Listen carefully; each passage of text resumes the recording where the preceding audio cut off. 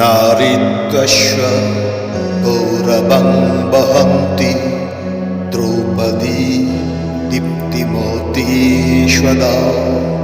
अपमानेऽपि त्रिरा नारी तेजस्व भाति कृष्ण। কে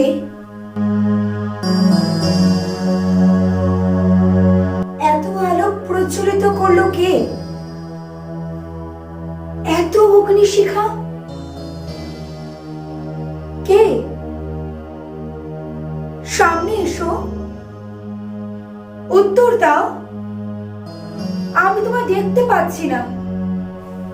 আমাকে তো দেখা যায় না পাঞ্চালী, আমি সদা চলমান, আমি চালক। কে তুমি? আমি আমি সময়, আমি কাল, আমি যুগের ধারক, বাহক ও নিয়ন্ত্রক। আমি যে অদৃষ্ট। তুমি তাহলে ভাগ্য নিয়ন্ত্রক? তুমি তাহলে শ্রীকৃষ্ণের সূক্ষ্ম রূপ? আমি অনন্তকাল ব্যাপী সময়, সকলের মতো তোমার জীবন আমার প্রবাহে ভাসমান। তুমি যদি আমার ভাগ্যকে প্রবাহিত করে থাকো, তাহলে আমার যাবতীয় জিজ্ঞাসার প্রত্যুত্তর তোমাকেই দিতে হবে বাসুদেব। আমার মান, আমার অভিমান, এই সমস্ত কিছুর দায়িত্ব তোমাকেই নিতে হবে বাসুদেব। বলো, কি জানতে চাও? তবে যতটুকু তোমাকে জানানো যায় ঠিক ততটুকুই জানাবো। আর যে শাশ্বত সত্য সকলের আড়ালে রয়েছে, সেই সত্য প্রকাশ করব না। বল পাঞ্চালী, কি তোমার অভিমানের প্রশ্ন? বল। আমার জন্ম বৃত্তান্ত আমার জ্ঞাত। যুবতী রূপেই আমার জন্ম। পূর্বজন্মের কাহিনীতে আমি বিশেষ বিশ্বাসী নই। তথাপি পঞ্চস্বামী লাভের ঘটনা নাকি আমার পূর্বজন্মেরই ফল। আমি জানতে আগ্রহী দীনবন্ধু। তুমি তো সর্বজ্ঞ। তুমি জানো না এমন তো কিছু নেই।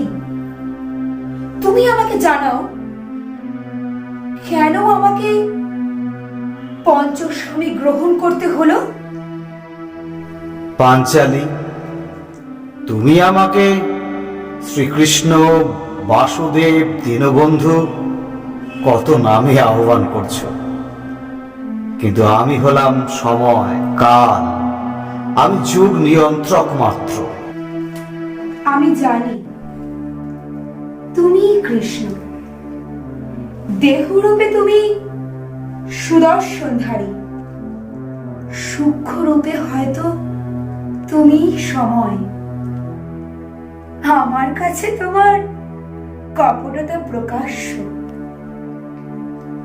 আমায় জানাও আমার জিজ্ঞাসার উত্তর। তোমার কৌতূহল নিরর্থক নয় কৃষ্ণা। শোনো, পূর্বকালে তুমি এক ঋষি কন্যা ছিলে। তুমি ছিলে অপুত্রক এবং যোগ্য স্বামীর আকাঙ্ক্ষিতা। স্বয়ং মহাদেবের তপস্যা করে তুমি মহাদেবের কাছে 5 বার বর প্রার্থনা করেছিল।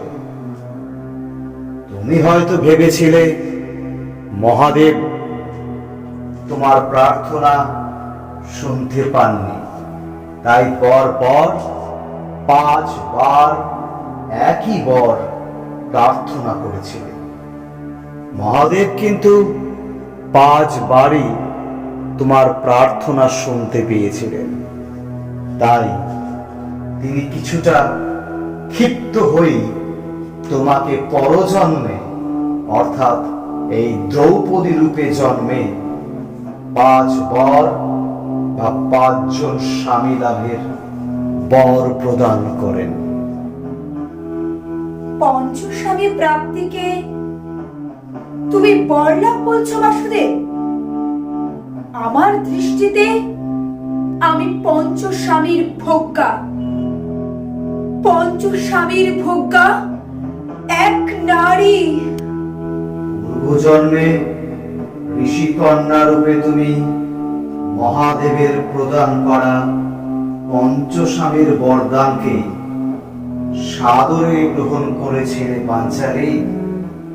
তুমি হয়তো ভুলে গেছো, কিন্তু পূর্বজন্মে এই বরে তুমি স্বীকৃতি দিয়েছিলে। সে কথা, সে বিষয় আমার স্মৃতিতে নেই। আমি বলবো মহাদেব স্বেচ্ছাচার করেছিলেন আমার প্রতি। মানব জন্মে কোন নারী 5 স্বামীর ভোগ্যা হতে চায়? চায় না, চায় না।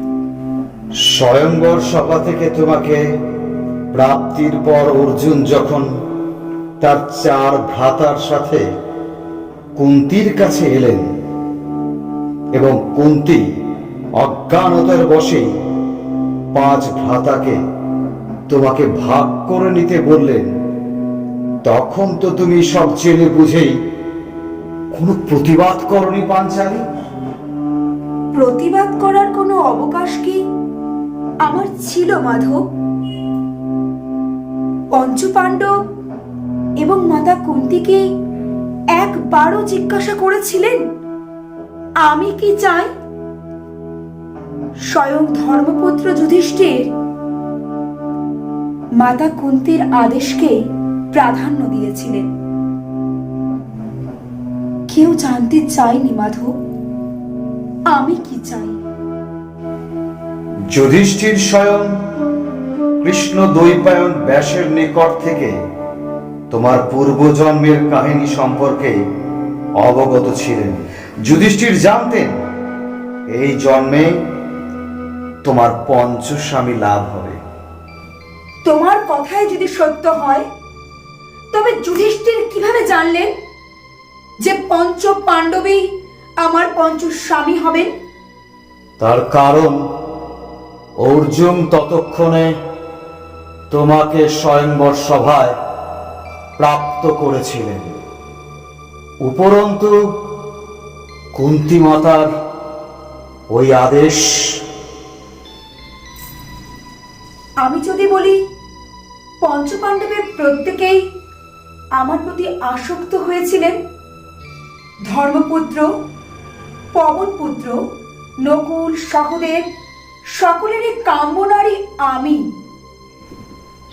আমি যদি বলি অর্জুনের লক্ষ্যভেদের পরাক্রম শুধুই আমার দেহপ্রাপ্তির আকাঙ্ক্ষা, আমার মন কি চায়, আমার ইচ্ছা অনিচ্ছা কেউ জানতে চায়নি। তোমার ভাবনা অমূলক নয় কৃষ্ণা। পঞ্চপাণ্ডবের প্রত্যেকেই যদি তোমায় কামনা করে থাকে তবে এর পিছনেও যথেষ্ট কারণ আছে। কারণ তো আছেই।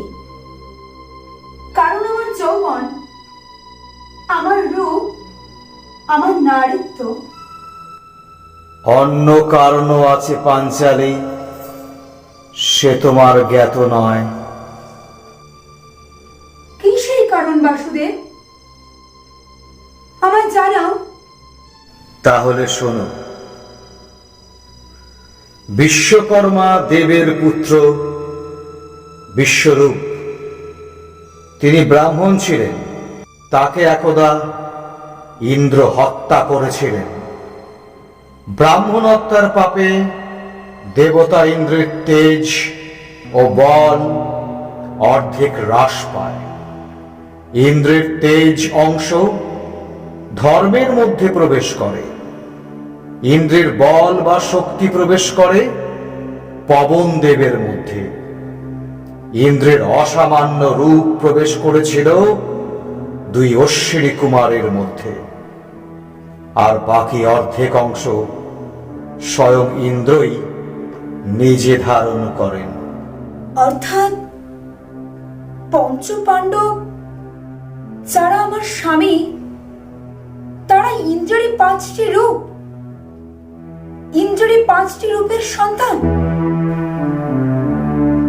তুমি নির্ভুল পাঞ্চালী, তাহলেই বুঝতে পারছো অর্জুন হলেন স্বয়ং ইন্দ্রের যে অর্ধেক অংশ তার সন্তান, আর বাকি 4 ভ্রাতা ইন্দ্রের বাকি অর্ধেক অংশ থেকেই জাত।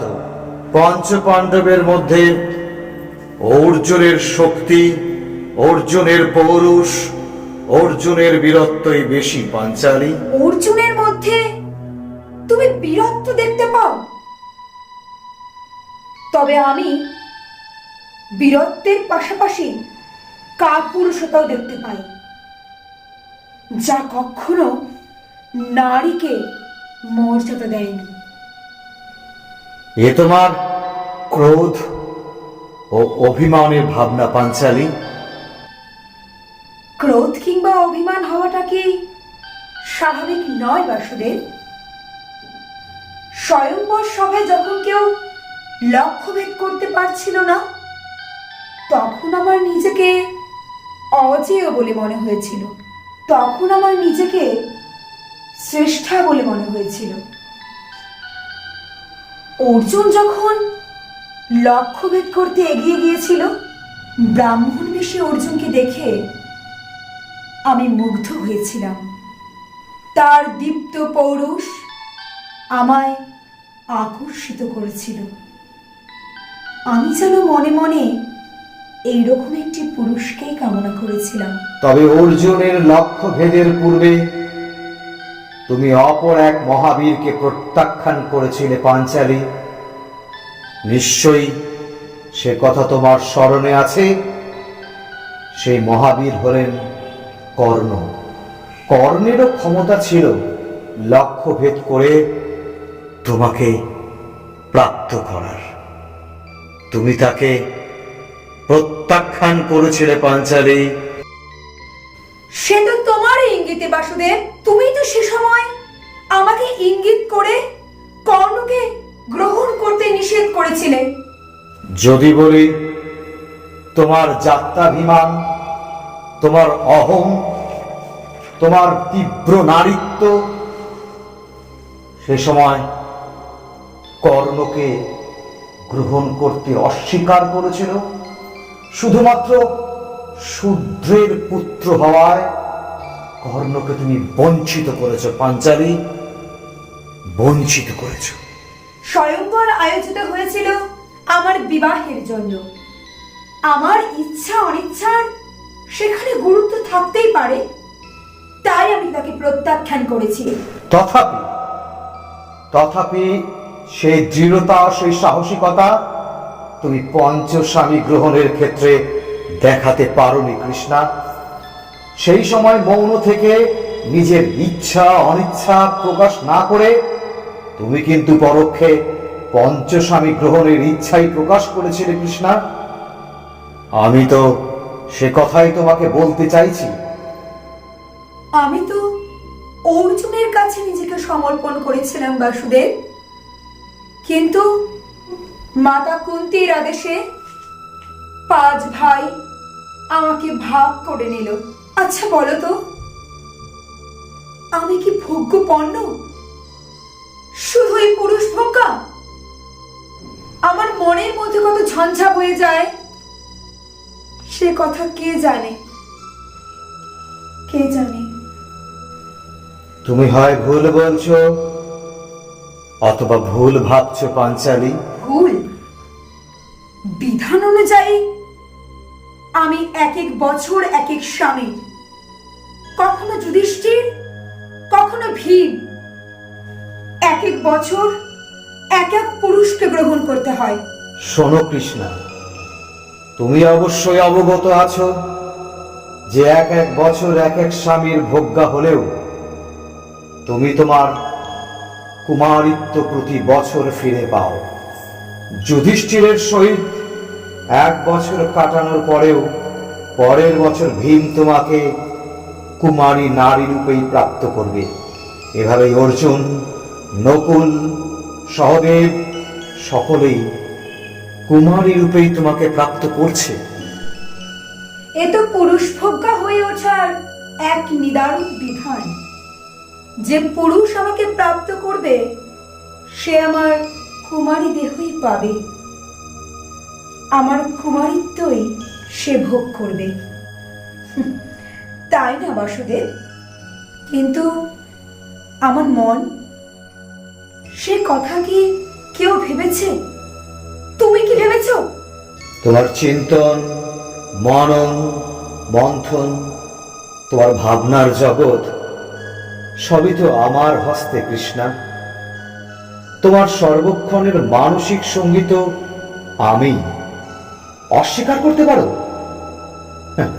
সচেতন মনে অর্জুনের জন্য তুমি হয়তো আকাঙ্ক্ষিত, কিন্তু অবচেতন মন, সেখানে কি আমি ব্যতীত আর কেউ আছে কৃষ্ণা? উত্তর দাও, উত্তর দাও কৃষ্ণা। তুমি অস্বীকার করতে পারো? এই কথা আমি অস্বীকার করি না। তাই তো আমার বস্ত্রহরণের সময় আমার পঞ্চস্বামী কাপুরুষের মতো বসেছিলেন, তখন আমি তোমাকেই স্মরণ করেছিলাম। যদি বলি আমি তোমার প্রাণসখা কৃষ্ণা? এ বিষয়ে তুমি নির্ভুল, তুমি আমার প্রাণসখা।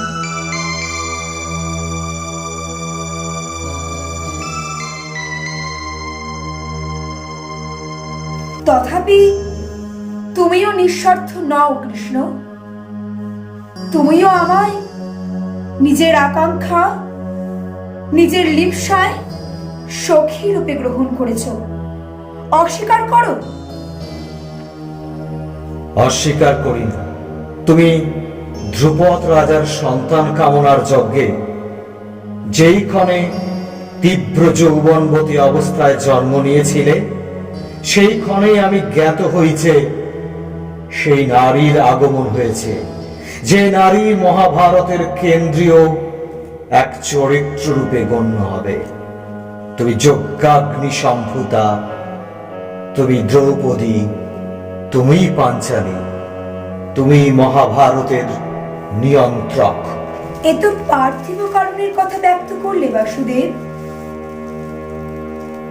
কিন্তু হৃদয়ের কথা, তোমার হৃদয়, তোমার ইচ্ছা, তা কি তুমি ব্যক্ত করেছিলে যখন তুমি আমায় স্বয়ম্বর সভায় প্রথম দেখলে? নিঃসন্দেহে তুমি শ্রেষ্ঠা রমণী কৃষ্ণা। সেই স্বয়ম্বর সভায় তুমি আমার দৃষ্টির আকাঙ্ক্ষা উপলব্ধি করতে পেরেছিলে। স্বীকার করি, স্বীকার করি, তোমার রূপ ও যৌবন সকলের মতো হয়তো আমাকেও প্রলুব্ধ করতে পারত, কিন্তু কিন্তু কিন্তু তুমি তো আমায় স্ত্রী রূপে গ্রহণ করতে পারবে না।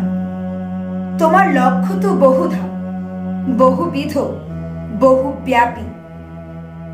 তাই তুমি এমন ব্যবস্থা করলে যেন আমি সর্বক্ষণ তোমার সম্মুখেই থাকি। এ তোমার নিজস্ব ভাবনা কৃষ্ণা। তুমি তো সর্বজ্ঞ, সর্বনিয়ন্ত্রক। তাই তো তুমি আমায় কর্ণকে প্রত্যাখ্যান করতে ইঙ্গিত করলে। তাই তো অর্জুনের হস্তে তুমি হয়তো লক্ষ্যভেদ করলে। অতঃপর পঞ্চস্বামী গ্রহণ করতে হলো আমায়। তুমি বাধ্য করলে। একটা প্রশ্নের উত্তর দেবে আমায়? সম্ভব হলে উত্তর পাবে। সত্যি করে বলো তো, এই পঞ্চপাণ্ডব প্রদান দ্বারা তুমি আমার দেহকে রক্ষা করতে চেয়েছ, তাই না? বীর পঞ্চপাণ্ডব শুধুই আমার দেহরক্ষী, তাই তো? উত্তর দাও আমায় বাসুদেব, তুমি তোমার ভাবনা ব্যক্ত করো। সব প্রশ্নের উত্তর সম্ভব নয় সখী। সখী? আমায় সখী সম্ভাষণ করলে তুমি? তুমি তো সখী, তুমি তো অবচেতন মনে আমায় প্রাণ সখা রূপে গ্রহণ করেছো কৃষ্ণা। আমি তোমার মনের জগতে ছিলাম, আছি, থাকবো। তাহলে তাহলে তাহলে কি আজ থেকে আমি কৃষ্ণ সখী রূপে গণ্য হব? শ্রী রাধিকা যে স্থান প্রাপ্ত করতে পারেননি, আমি কি সেই শ্রীকৃষ্ণের সখী রূপে গণ্য হব? আমায় তুমি কোনো সম্পর্কের বাঁধনে বাঁধতে পারবে না পাঞ্চালী। আমি সমস্ত বাঁধনের ঊর্ধ্বে। তবে তুমি নিজেকে আমার সহিত সখী রূপে সম্পর্কের বাঁধনে থাকতেই পারো।